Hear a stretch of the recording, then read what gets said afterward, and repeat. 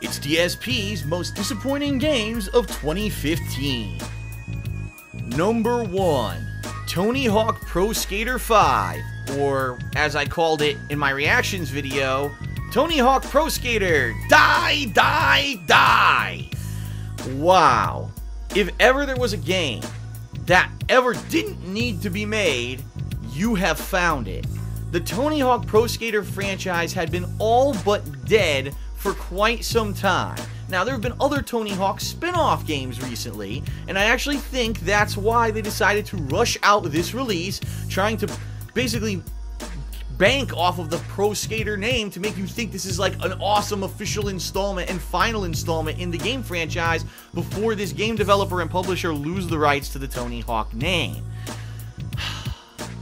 Pro Skater 5 is one of the biggest regressions of any game line ever.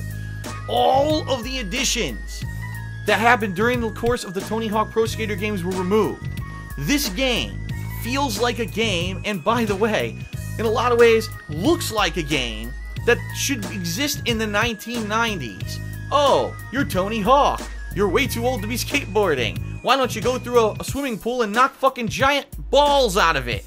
Wow, why don't you try to do ollies and flips and all kinds of moves while you're grabbing ice cream cones? What the fuck were they thinking with this game? With no story mode to progress through, with an online mode that's literally just free skating around doing the same exact bullshit that you do during the challenge modes, and with only a limited amount of skate parks that you can't even participate in until you complete enough boring, grinding, repetitive challenges to unlock future maps, this game is an insane ripoff to be sold for a full-price retail game.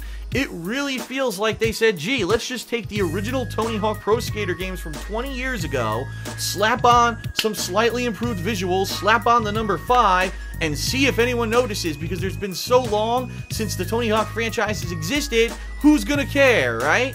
Wrong, because when people spend their hard-earned money on something, they're going to speak the truth, and this game was a piece of crap. The worst part about Tony Hawk Pro Skater 5 actually isn't the game.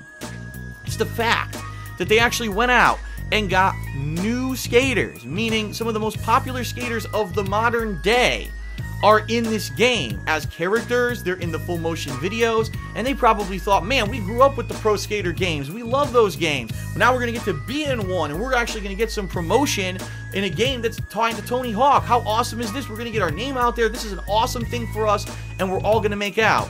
And it completely fucking backfired, because anyone who bought this game is probably so pissed off, they want nothing to fucking do with anyone involved, including the skaters that are in it.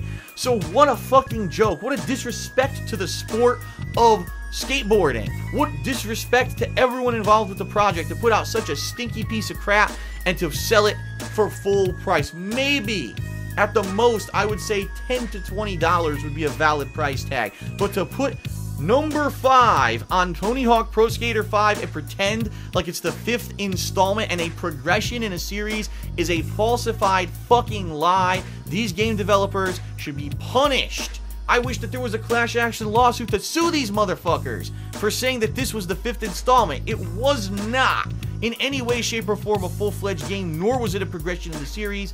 Shame on you. Fuck you. Tony Hawk, you're an awesome skateboarder. Please don't put your name on any more games, because we're tired of being ripped the fuck off. Whew. It feels good to get that off my chest. That's going to wrap it up for the most disappointing games of 2015 countdown. I hope that you enjoyed it, and hopefully this countdown has allowed you to stay away from some games that otherwise you may have thought were worth your hard-earned money, because they are not. As always, thank you very much for watching. Please be sure to check out the rest of my year-end series coming really soon, and I hope to see you in the new year of 2016 when a whole bunch of changes are going to roll out, and I'm going to be really pushing forward to improve my content. Peace out, everyone. Thanks a lot. See you later.